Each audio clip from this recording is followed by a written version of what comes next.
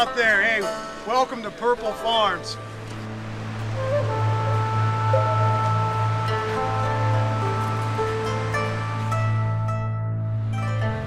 Days she's throwing purple. That's coming from DNA genetics. That's breeder right there. Whoa. She's just amazing. She's just now finishing week 7.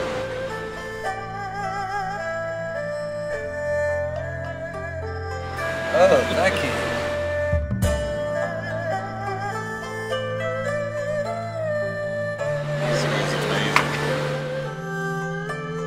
She is one beautiful girl.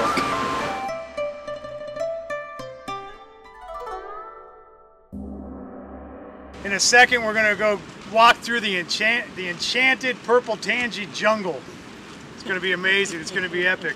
I'm with great people right here, great friends right here, people that work with me in this industry to bring it in a medicine state to the patients out there. I have Jax, which is a grower out here, and she has her own business as well. I have a great friend of mine, O.G.Steve. He's Mr. Purple Tangie himself right here.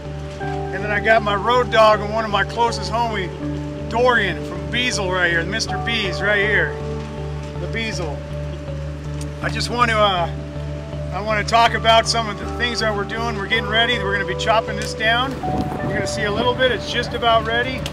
And this is all grown organically. You're going to find out a lot more about what they're doing when we get on the inside. I want to talk about Pacific Coast Collective and our co-branding that we're bringing to the Emerald Cup this year with organic products.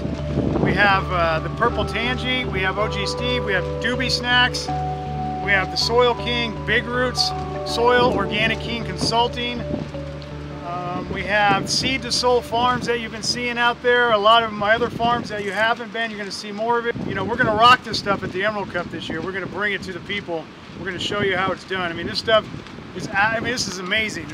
Steve, tell me how many awards you've won in the last year. Well, I know Einstein Gardens that share this strain has about 5 with High Times, with Crockett Family Farms, DNA Genetics. That's where we got this, Zach and I. This plant right here was amazing from the first time we laid eyes on her. We could smell that she was special in veg. We knew something was up with her. This right here, this farm right here, we dropped off Big Rootz Soil, I don't know, probably 5 months ago or something like that, right? Back in May. And planted it right in, and tell me a little bit about the Big Rootz Soil and how it helped produce this flower out of it. Oh, the Big Rootz has been great for me. The Soil King soil, Big Rootz is just, it's been a great soil for me. It's great to work with. Especially coming from a lot of cocoa-based soils, I was excited to work again with something with the peat moss. And that it also contained pumice stone, which is great for my microbial life that I like to really feed the garden.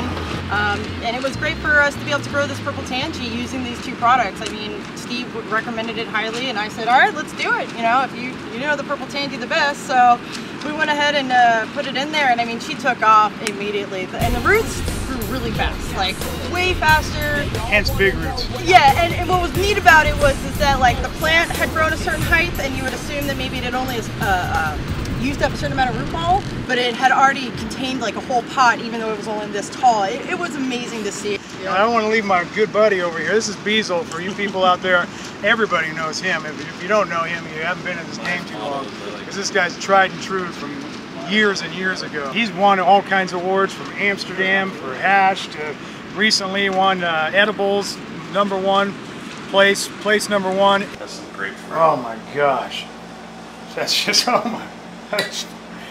Someone's got to, one of you guys got to take a whiff of this. I mean, tried and true. That's Beezle right there. Family. Family's important. Family's important. Anyways, thank you. Let's all walk this way and let's go inside. Yep. Let's go show our people what we're doing on the inside of this. Walk through the Enchanted Forest. Here we go, walking through the Enchanted Forest. Roll. You let me in over here. Hello, man. Do you first.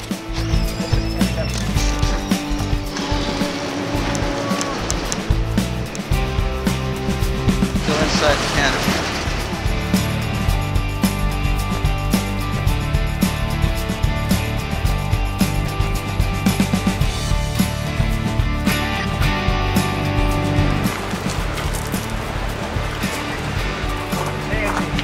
The Enchanted jungle of the purple tangie.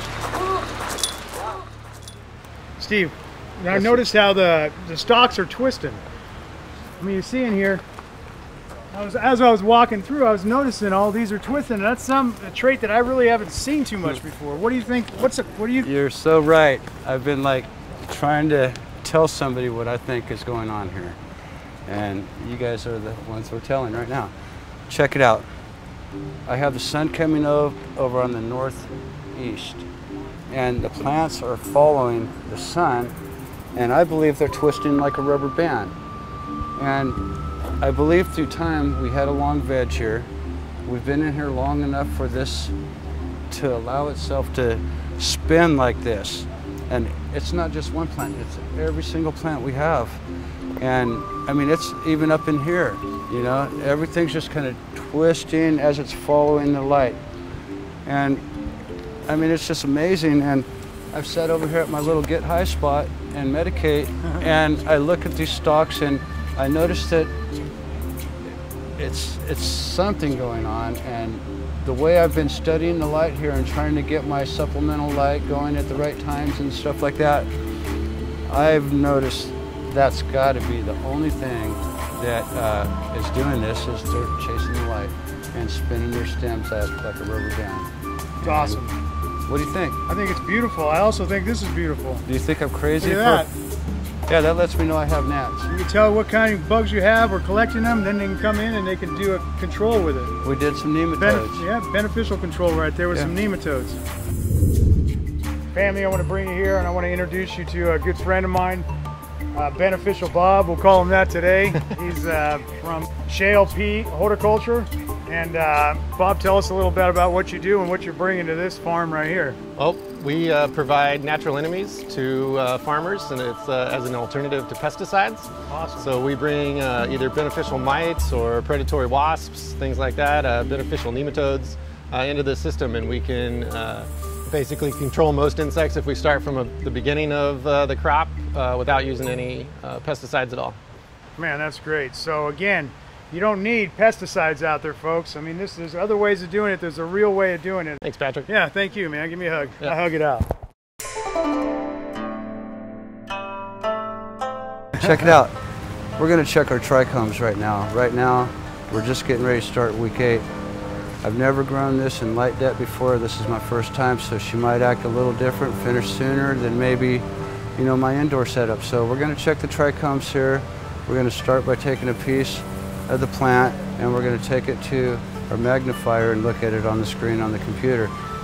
By doing this, we'll know where we're at in the grow.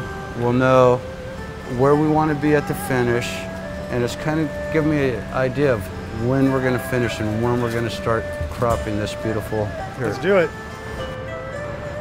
What I'm seeing on the trichomes is they're very white.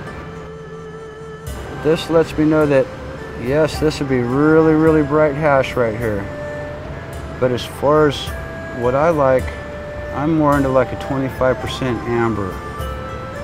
And that allows me to have some of the very best mature hash and some very good smoke.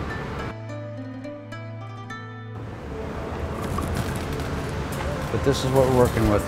We know with this bud right now that I'd like to go at least 5 to 6 more days on this and to check her all along the way. But she's beautiful. She's fading really nicely. If you look at all the plants in here, they've got a purple hue to them, and fading on the nutrients is really lightening up really nicely. So that lets us know that we've done a good job here. We know that if with preventative maintenance with bio, we're going to have a really good product for everybody. And this is medicine, no sprays, you know, pure bio. Critters. Critters eating critters, as easy as that. Everything we do is medicinal for the patient. It's patient-based. If we're doing it to the best of our ability with a clean sourced input ingredients as possible. And we owe it to our patients out there to do responsible farming.